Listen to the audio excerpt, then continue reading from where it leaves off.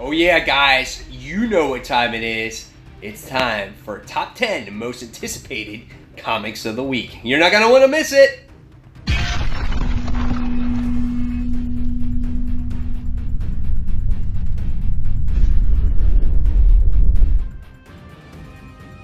Hey comic book fans, welcome back to Comic Book Corner 2.0, and fans, you're back with me, Mike Spider Slayer, getting ready to bring you another episode of Mike Spider Slayer's Top 10 Most Anticipated Comics of the Week, and this is for 11/14/18. So welcome back, everybody. I really appreciate you guys when you watch this the show on premiere every Sunday night at 10 p.m. Eastern Standard Time. And then if you watch it afterwards, thank you just as much, guys. And on those premieres, I try to be on those chats as much as I can. Unfortunately, on the last one, I fell asleep 15 minutes before it came on the air, so I apologize about that. But I will get back to your comments for whatever reason if I'm not on those premieres with you guys in the chat. But the idea of it is to create this community so you guys can chat about these comics together. Okay, so also before we get started, I want to again remind you guys of leagueofcomicgeeks.com.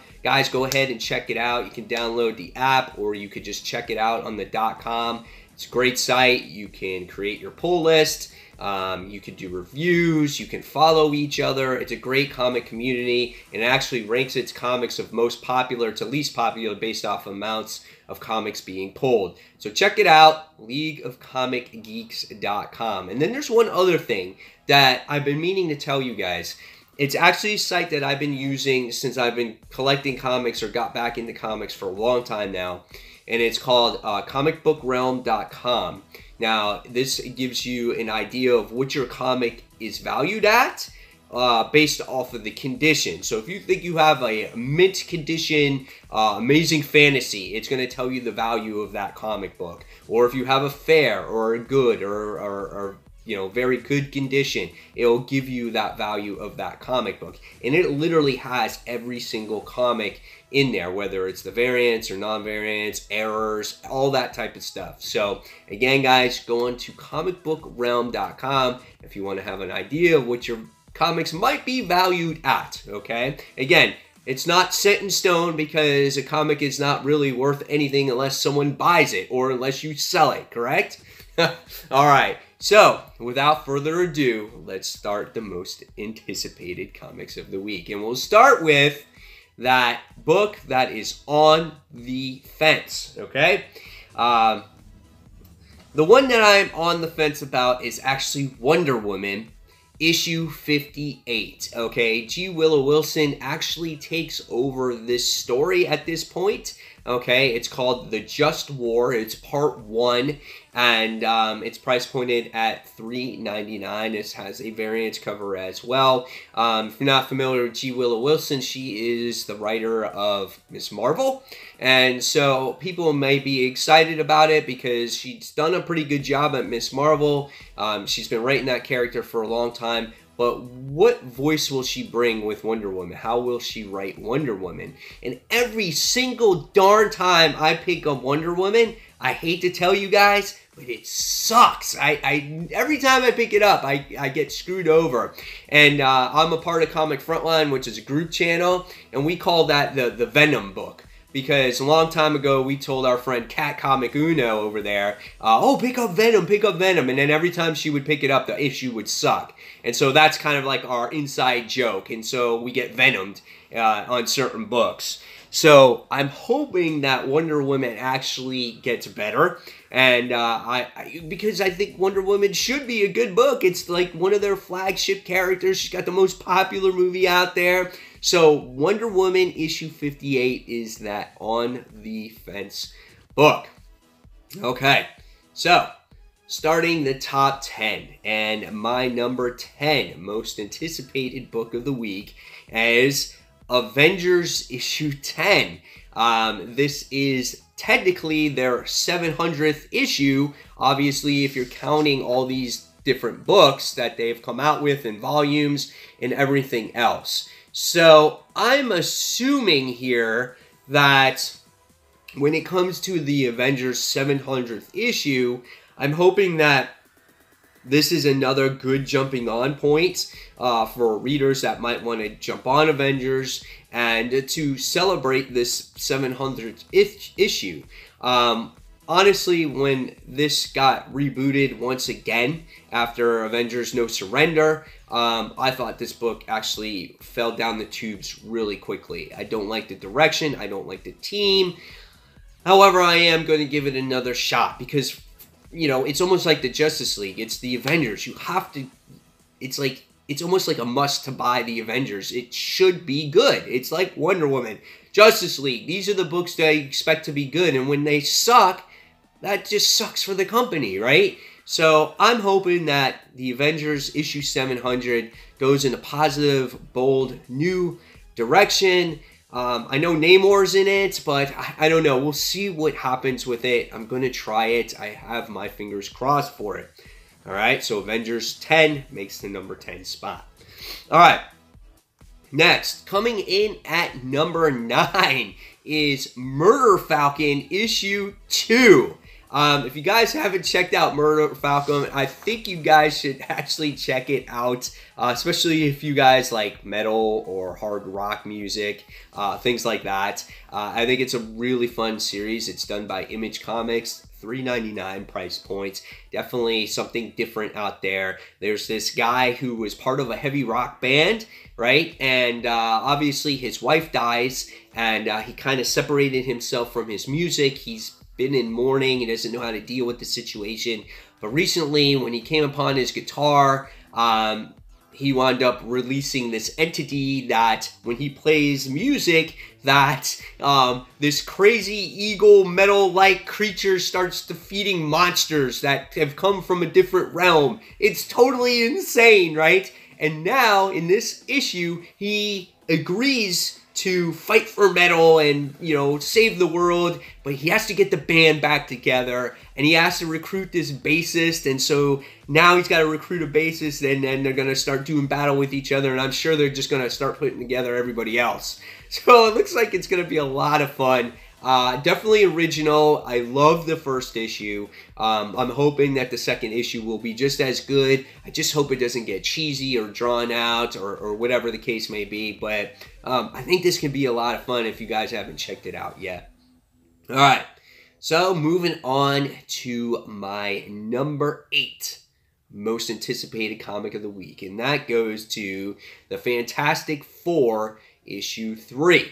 All right. So Fantastic Four has been pretty solid up until this point. We wound up getting our heroes back, and we wound up seeing Reed, Sue, and who else? And the kids. They were actually, I guess, doing battle against this creature that was following around them, and they were destroying the planets that they created.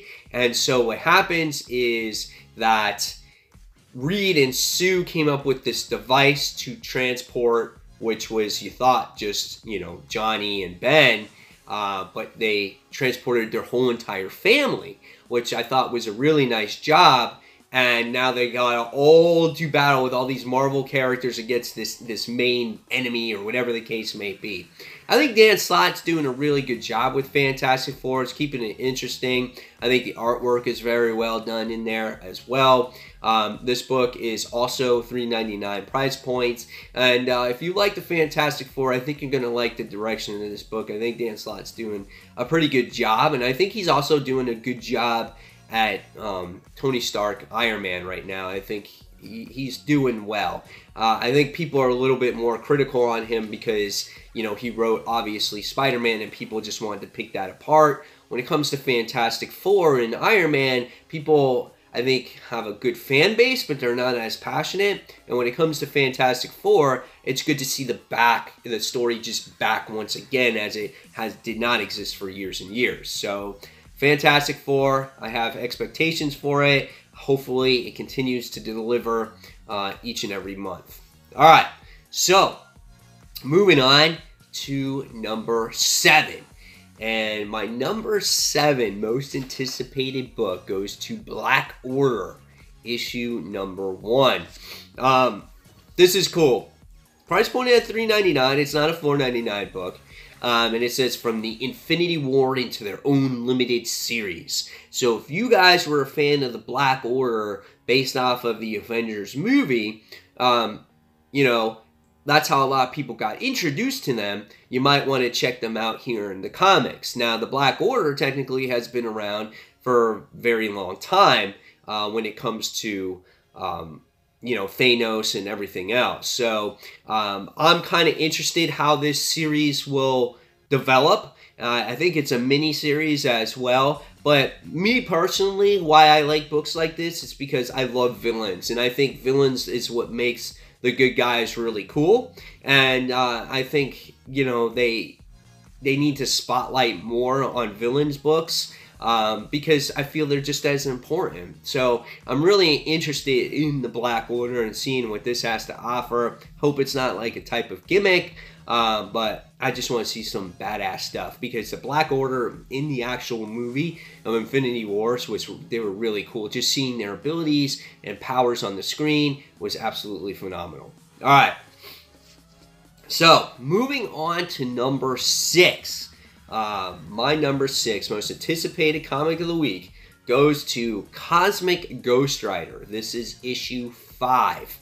Cosmic Ghost Rider has been a surprise for me. I know for a lot of people this might not be your cup of tea or you didn't like it because of the actual artwork and whatnot, but I like Donny Cates' writing here, and actually this is a story about Frank Castle and what he's been going through. He's been trying to raise Thanos and trying to change his ways. He tried to time travel and whatnot, and then what happens is Thanos winds up becoming a mirror of himself, and it's absolutely crazy.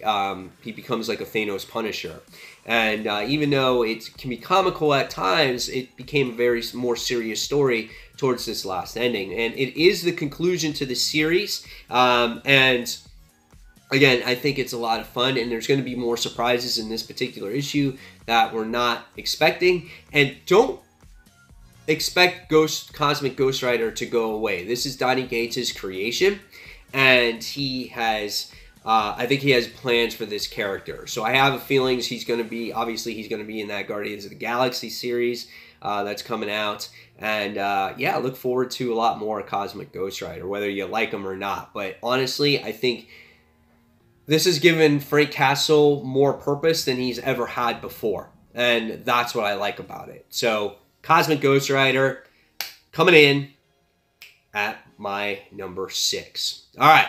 So, next, my number 5 most anticipated comic of the week goes to Volta Spiders issue 2.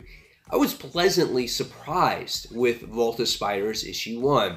I thought, yeah, I'm not going to like these characters. Who gives a shit about Volta Spiders and all these other characters? Especially that it doesn't directly tie into the Spider-Geddon series. However, if there is a spider that gets popular enough or catches the reader's eye, it can generate a lot of buzz, like Spider-Gwen did, and it can be another ongoing series. Now, from Volta Spiders issue 1, I was a huge fan of Spider-Bite, who was like a cyberspace spider who actually went into virtual reality and saved the world inside virtual reality. I thought that was really cool. And then there was the Savage Land Spider-Man, or Savage Man Spider-Man, whatever it was. He was really cool as well. The Spider-Bite Spider-Man I can see actually being one that someone can actually relate to, and I felt like she was the African-American Spider-Woman, and I feel like that kid has potential to possibly maybe being a series in the future. I don't know. We'll see. And then there was also that Web-Slinger Spider-Man. So, in Volta Spider, the Spider-Volt, or whatever it is, issue 2, I'm going to see that it says the Spider Army needs new recruits. No one's too weird to die. So I'm not exactly sure who's making its appearance in the Volta Spiders issue 2. But it looks like some crazy characters. based off of the cover here. But I do like seeing, again, the introduction of all these different spiders and seeing which one might stick in the Marvel Universe, or in the Spider Universe at least. So we'll see where it goes.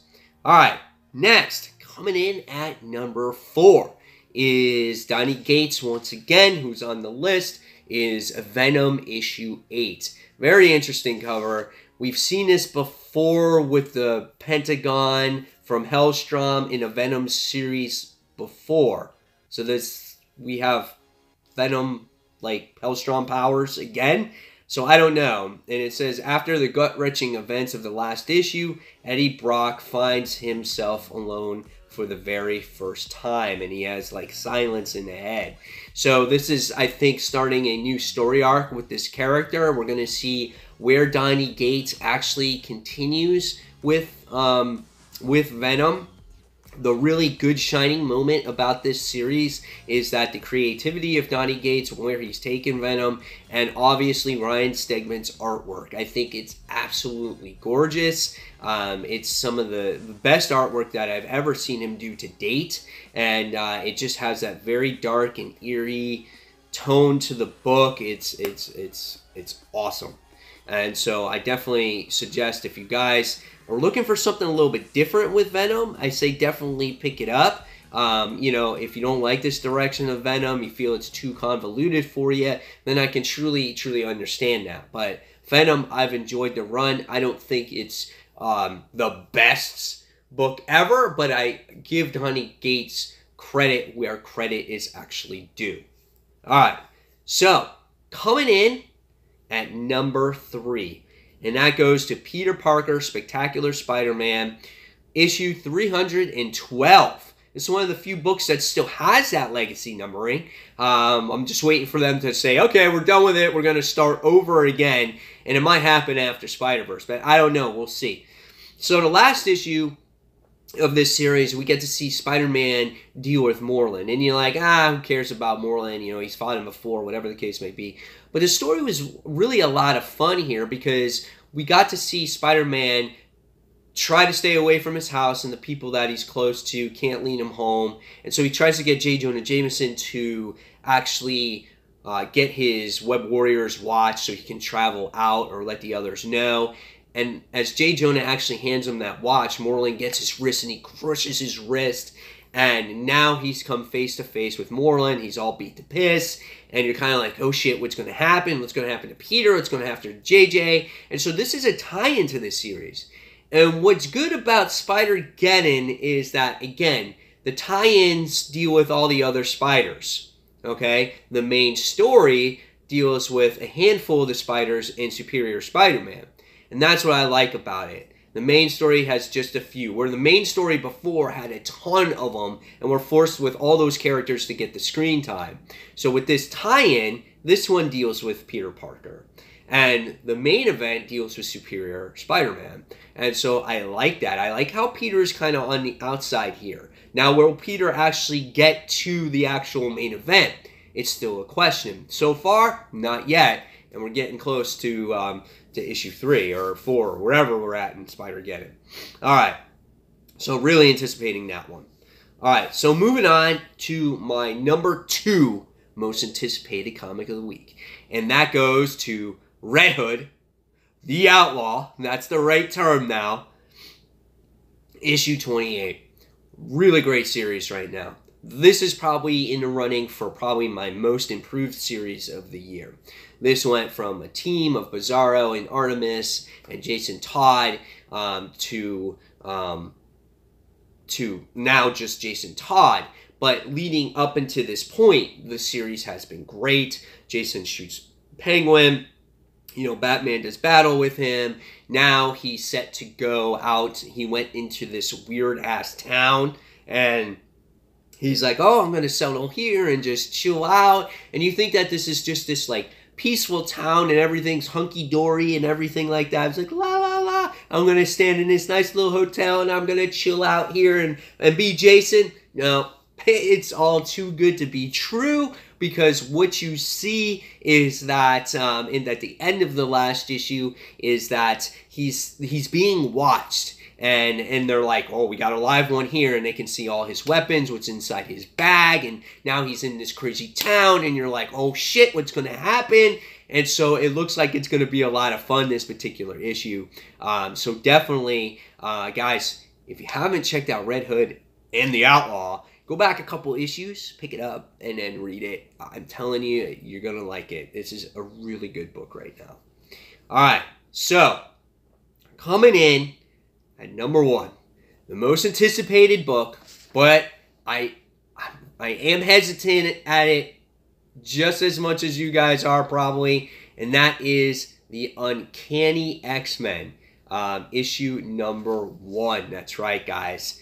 You're paying a hefty price for this book. It's $7.99. And the Children of the Atom are back. Okay? So this is your flagship book. You got a trillion different covers with it. So not only is it $7.99, if you decide to buy a variant cover, you're going to have to spend a shit ton of money. I don't know why, honestly, they come out with all these variants, because do they expect everyone to buy like 15 different variants at $7.99 a piece or even more? I don't know, but that's crazy. But nonetheless, Uncanny X-Men returns. So how excited are you guys for this particular book? I'm excited for it. You know, when you hear Uncanny, you go back years and years and years, and you go back to that great storytelling, you know, from Claremont, and just the great artwork from like Jim Lee and all those years back, and you know, it just brings back all those great memories. So you have Ed Bryson, who's writing it, and Matthew Rosenberg. And then I'm trying to see what the roster actually was, if it gave it to me. I don't think I actually have it. But based off of the cover, it looks like you got Bishop and Nightcrawler and Jean Grey and X-23 and Jubilee and Cannonball. So it looks like you got those type of characters in there. But yeah, when you look at these variants, dude, it's crazy. They got a cool J. Scott Campbell variant with Psylocke on there. There's some a good Wolverine in there, but there's a ton of them, man. There's like, I keep scrolling, and I kid you not, guys, there's a 2, 4, 6, 8, 10, 12, 14, 16, 18, 20, 22, 24, 26, 28, 30, I want the Rogue one too, 32 different variant covers, and the main cover, 33. Do the math. How much does that cost if they were all $7.99? Just alone. $7.99 times 33 is a shit ton of money, right? I'm stupid at math, so I don't know. But I'm anxious for the series. I'm very curious to see. Let's hope they do it right. We had a resurgence of X-Men with X-Men Gold, X-Men Blue, X-Men Red, X-Men Black, X-Men whatever. And I seem like they fizzled out, right? They just never seemed to quite get it right. There was some stories, but it never seemed like the X universe, right? It just never seemed like that. It just never seemed like they really came together, except for the wedding. I want them to be together. I want them to work together as a team, whether it's in this book and then they work in this book and the stories cross over. I don't care. I just want it to feel like an X book, that one team is not the only team in this little book and that's all you ever see. Let's get the mutants popular. Let's get people talking about them. So let's see what actually happens. So there you guys have it. There is my most anticipated comics of the week. Hopefully you guys enjoyed it. Now it's your turn in the comments below. If you haven't done so already, put some of your most anticipated comics of the week. And as always, fans, if you like this video, give it a thumbs up, subscribe to the channel. Don't forget to hit that notification button so you don't miss a single video from me. Share this so other people get to know about this video. And fans, until that next comic book review, thank you so much for watching, and I'll see you real soon. Bye, guys.